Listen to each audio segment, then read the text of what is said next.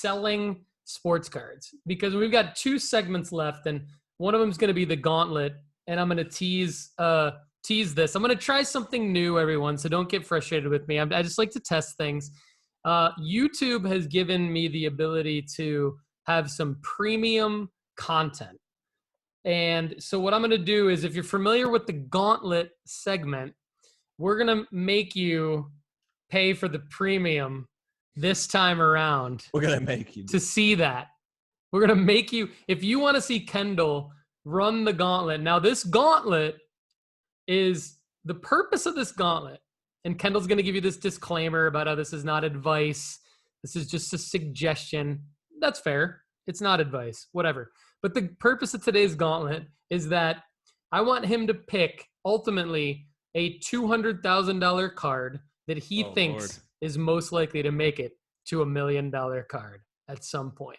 So if you want to know that, you're going to have to go to youtube.com/Paul Hickey and do something on the video to pay YouTube or me some amount of money. I have no idea what it's going to be. We're just testing this. And if you're listening on Anchor, if you're listening on Spotify, if you're listening on Apple Podcasts, I apologize. You are not going to get that either. You are going to have to go to youtube.com/Paul Hickey and pay for it as well. But let's go to our last free segment of the day. And that is, we want to talk a little bit about some of the Facebook messages we've got in the Facebook group. The best way to get there is just go to sportscardstrategy.com and click on the quick link to join the Facebook group, and we'll let you in, and we will absolutely help you out as part of that group, where Kendall and I are constantly in there replying to everything. And we got a couple questions this week that we wanted to address. One of them from Troy Herman. Troy just kind of asked generally about selling sports cards. Basically, like, what are some selling tips? Where, when, where meaning like which selling platform, when meaning like sort of timing the market to try to maximize profits, and any other tips. So I'm going to let Kendall kind of lead this one off. I know there's kind of a lot that he wants to say, and then I'm going to chime in with some of my knowledge that I've acquired over the last, I've only really been selling cards online for about the last year. So I don't have as much knowledge as a lot of you out there, but I'll chime in as to what I've learned as well.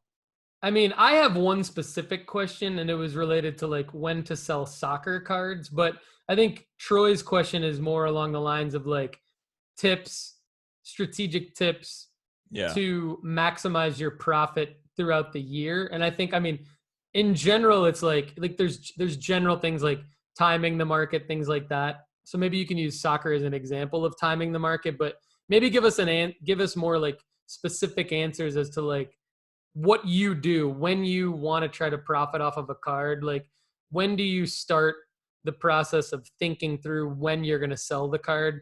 And then how do you end up selling the card? Like, if you want to maximize your top cards and your profit on your top cards that you've invested in, what's your methodology for that?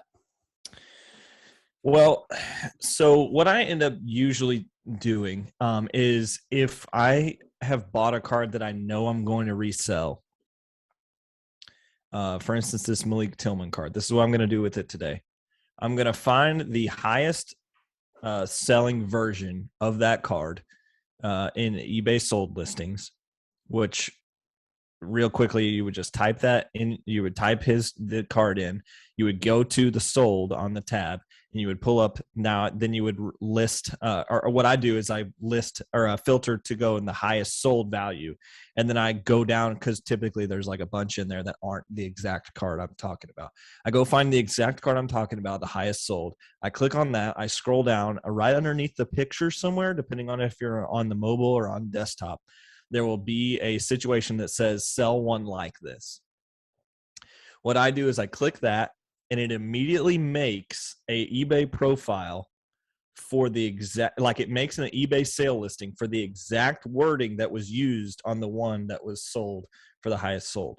So I know that SEO is a big part of this. I know all that kind of stuff. I also know that I don't have the knowledge and the wherewithal to know exactly what that algorithm looks like. So I'm just going to take the fact that the one that sold for the highest probably had the most views on it. That's kind of an ignorant way to look at it, I know, but that's how I do it. And I take that and I make a new post. You have to obviously take pictures of your card. That's the one thing that doesn't transfer over. And then I usually edit the listing, to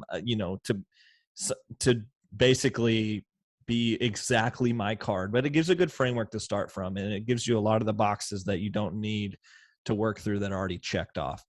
And then I list it for like way higher than I'm expecting it to sell. And typically I don't do auctions unless it's for I know that there's going to be a big week ahead. Typically I do buy it nows, and then I put or best offer. And you're going to get a bunch of offers that come in, and you're going to get stuff that's going to be like, for instance, I got a $5 offer on my O'Neill Cruz auto the other day. I'm not selling this O'Neill Cruz auto for $5. So you're going to have to filter through some of that stuff. And there are some like filter minimum offers and stuff like that. I just leave it open because I'm smart enough to know where I'm going to say yes and where I'm going to say no. And I'm patient enough to know that I'm going to say no to some things. But that's how I do my eBay sales. I also sell on Twitter a good amount as well. And that is maybe a longer form podcast, is going to be like different selling avenues. But there are different selling avenues that are out there these days. You can do the ComC stuff. You can do eBay listings. You can do Twitter. eBay does take a substantial fee out of it, but most cards, you're getting the most eyeballs on your card. So if you're wanting to make the most money per sale, I would say an in-person one-on-one deal at a card show is probably going to get you the least amount of fees, the least amount of riffraff. It's going to be the easiest. But I also will say that people in person are not going to pay eBay comps because they're going to say, okay, I'm not paying for taxes and fees and shipping or anything like that. So they're going to come $10, $15 below the comp value anyway. So either way, you're going to be losing some percentage of your funds. So what I do is I bake that into the purchase price so that you take your margin of your tax, and that's part of the game. Any financial avenue out there, you're going to have margins that are going to be sucked off from somebody else. That's capitalism. That's an economic system that we live in. And you can bitch and complain about it all day, but the fact of the matter is that's the system we play in. And so if you're going to play by the rules, then just know that going in. And quit being like, I see this all the time on Twitter and Facebook where people are crying about FeeBay and all this stuff. Guys, how else in the 21st century would you get your card in front of thousands of other people just in terms of a Google? Like, you can complain all you want, then take all your cards off of eBay and go to the local card show where 5 people are walking by your booth. It's just like, this is the stupidest argument, I think. If you're going to argue about if you're going to whine about a technology that's here to help you and is giving you the access to thousands of eyeballs around the world, I'm willing to pay a $3 tax for that. And so bake that into your price if you want. Or for me, honestly, I'm like, I don't care if they want $5 for offering this incredible service to me. And yeah, eBay has its faults, but there is no other option right now. So either you're going to do the hard work by getting your Twitter account up there and following the right people and engaging with the algorithm there and having a high enough quality followers list that you can move cards easily, or you can just put your card on eBay, and when someone searches Vinny Jr., it's going to pop up. If you're not willing to just really get in there and do it, then eBay's your best option. And I know who was it that brought this up on the Facebook group? What was his name? Troy Herman. So Troy, I know that it was a great question, and a lot of people ask it, and I'm not coming down on you specifically. I'm coming down on the like just the grannies that whine about it in all these Facebook groups that I'm in. And it's like they're making, you know, they're selling $20,000 worth of cards a month. It's like, okay, I mean, you're making great profits, so just shut up, you know, like that's greed at that point. And so that is my favorite way to sell, and probably the quickest way to move things is to get your eBay profile going. It's going to take a little bit because at the beginning you're not going to have any reviews, you're not going to have any sales, so you might have to sell things for cheaper in the beginning so that you can kind of build your profile up. There is that aspect of it as well. Like you're not going to, if for instance, if I see an O'Neill Cruz auto mint condition, you know exactly what I want, and there's one for 250 here and one for 250 here, this guy has 1,000 and 1,500 sales and 5-star review, and this guy has 0 sales, I'm going to be like, I'm going to go with this guy, you know, because there's just more proof of purchase there.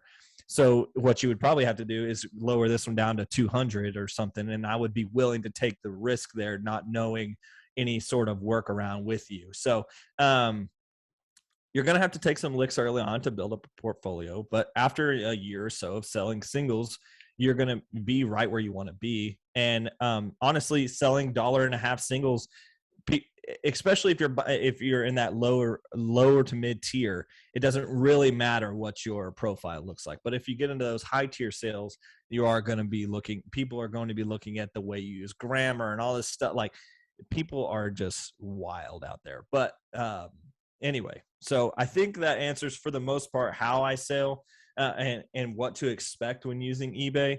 And I said this on our eBay, on our Facebook forum.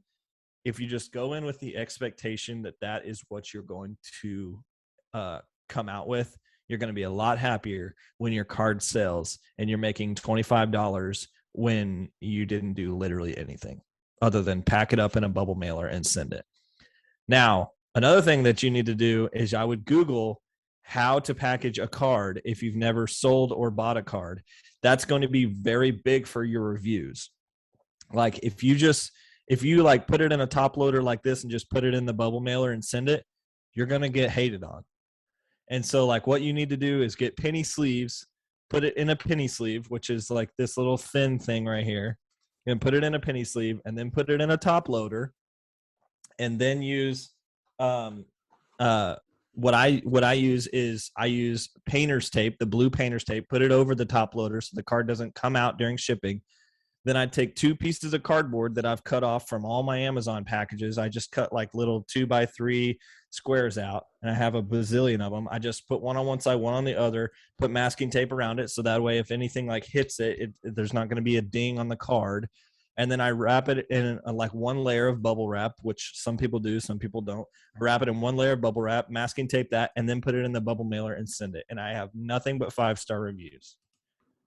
I've never gotten a bad review. But one time I bought a $700 out of 5 Julio Rodriguez card, and the guy sent it in a bubble mailer in a penny sleeve. That is it. No top loader, no cardboard, just in a penny sleeve. A $700 card. I ripped him on eBay reviews. Luckily, it was fine. And, you know, like none of the corners were dinged or anything. I didn't get it graded anyway, just because I was a little nervous. But I ended up selling it for some profit because, of course, like you guys know, like my baseball stuff is like I'm dealing in prospecting. So I got into Julio way before he became the top 5 prospect in baseball. But, dude, I've been on my high horse a lot today in terms of like just going on some rants. So I'm sorry. I know I can see like you're fired up today.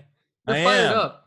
I drank this Celsius. No. I don't know if you've ever had one of these, but it's like a no sugars energy drink, and I am on one today. So love it. Well, no, I think that was great. And I'll just add that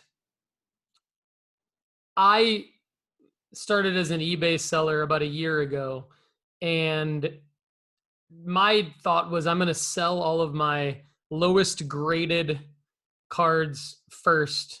There were a lot of cards I had graded, and then there were some like I had multiples of the same card. And so I thought, okay, well, I'm going to sell the lowest grades first for whatever I can get for them, because Mm-hmm. that will be sort of the sales that you're talking about.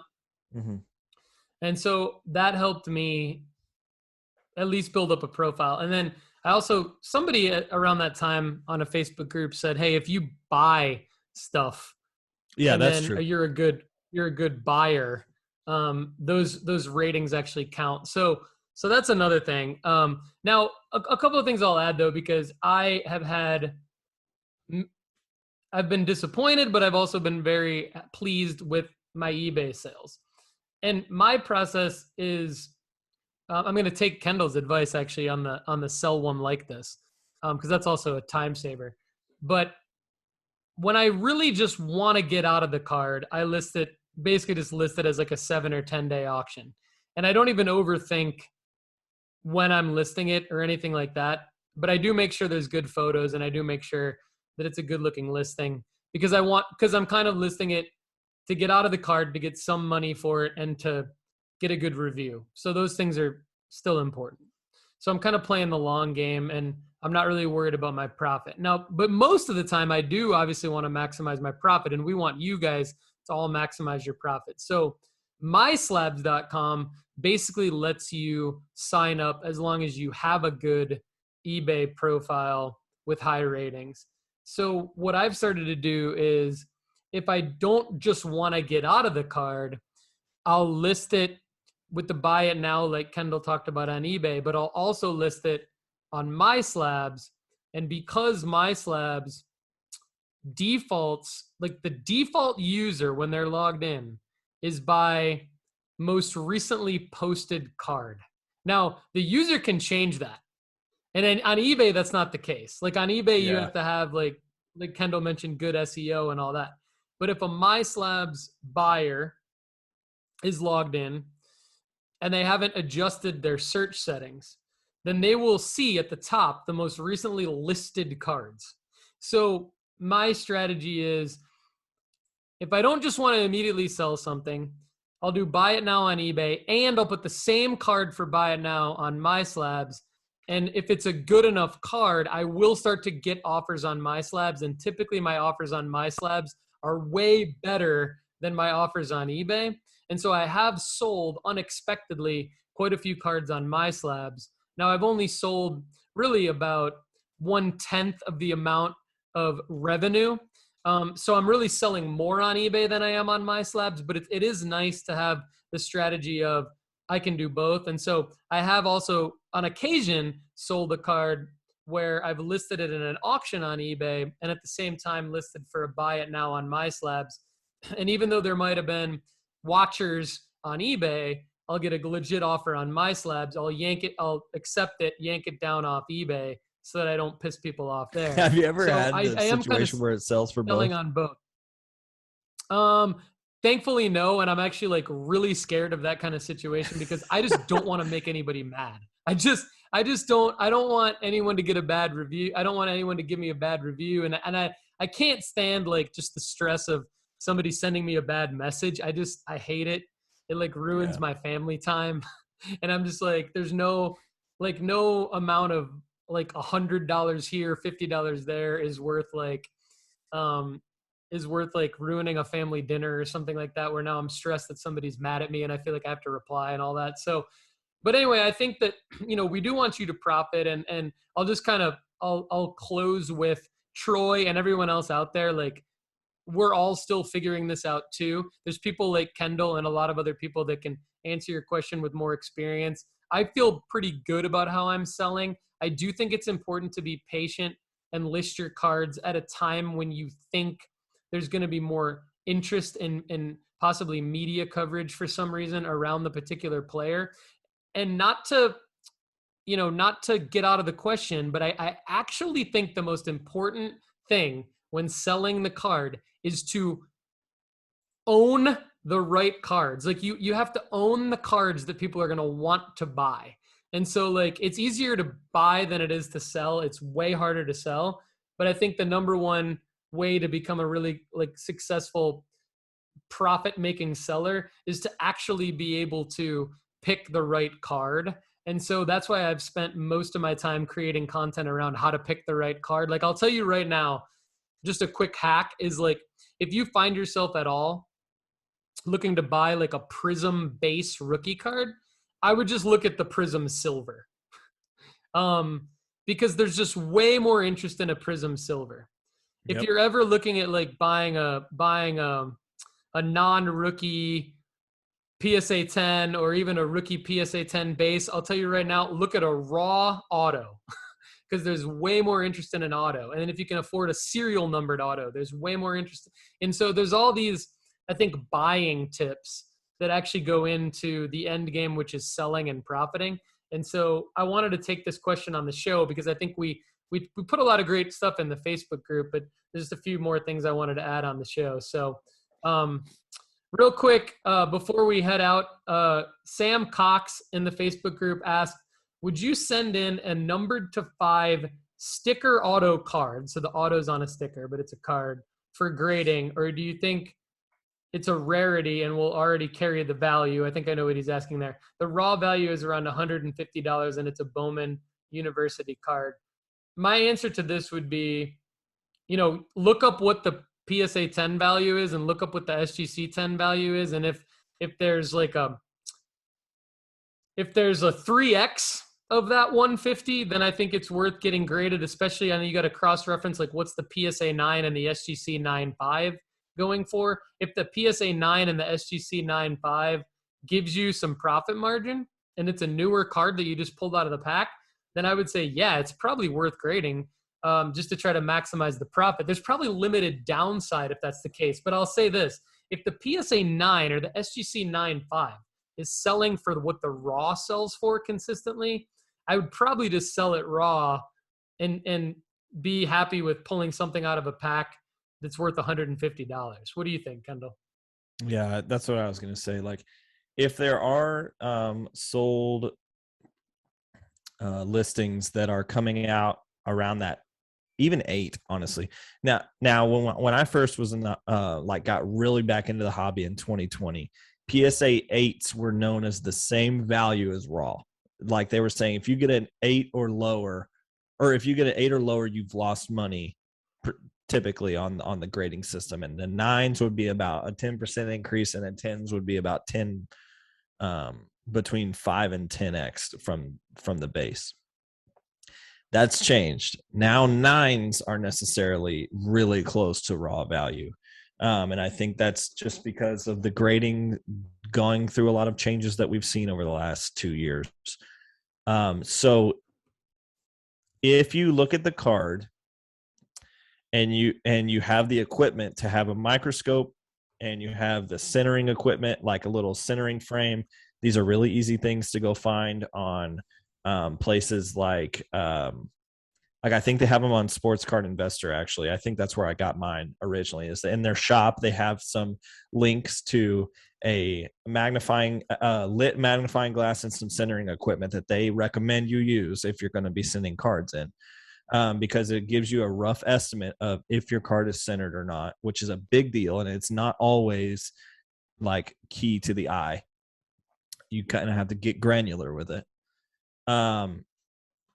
And look for pock marks in terms of your surface. If you don't have print lines, pock marks, if it's centered well and you think your corners are sharp, then I would say send it in. If you're okay with it coming back as a 9. Now, in today's world, we're costing about $60 to $100 to grade a card, at PSA at least. And so know that you're going to have to margin that into it as well. But if you can sell an out of 150 Bowman U card and it's not a quarterback for money, then I think you don't grade that. Don't grade it. Sell it raw, and it's going to be an incredible value to you that you pulled a great card out of a blaster or a hobby, and you got some incredible value off of a Bowman U product that really hasn't hyped like I thought it would. But if it is a Kenny Pickett or something like that, or out of 150, then I would grade it, especially if it looks good. I agree. I was going to say, depends on the player as well, especially like applying this to across all sets. In this particular set, I think CJ Stroud and Bryce Young are also in it, and they each are eligible to be, I think, the top 1 or 2 overall picks, projected overall picks in the 2023 NFL draft. So if it's Pickett or either of those 2 guys, I'd probably get it graded regardless, just to try to up the value and sell during a hype cycle. But sounds like it's maybe not, Sam, but thanks for the question and good stuff. So everybody, thanks so much for watching and listening to the Sports Card Strategy Show. Kendall, McKee, and Paul Hickey. We are with nooffseason.com. Kendall's also with Wild Cards, Box Breaks, and Just Baseball. Would love it if you guys check out the Sports Card Investment Report at nooffseason.com. Thanks as always for watching and listening. And we are going to continue this show over on youtube.com/Paul Hickey in some sort of premium monetization fashion. So if you want today's gauntlet, if you want the gauntlet from episode 34 of the Sports Card Strategy Show, I apologize, we're not going to give it to you for free.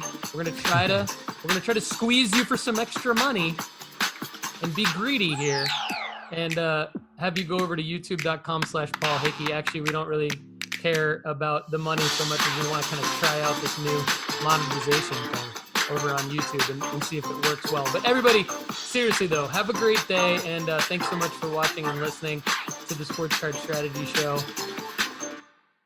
We hope you come back next week to listen. Thanks again. Yeah.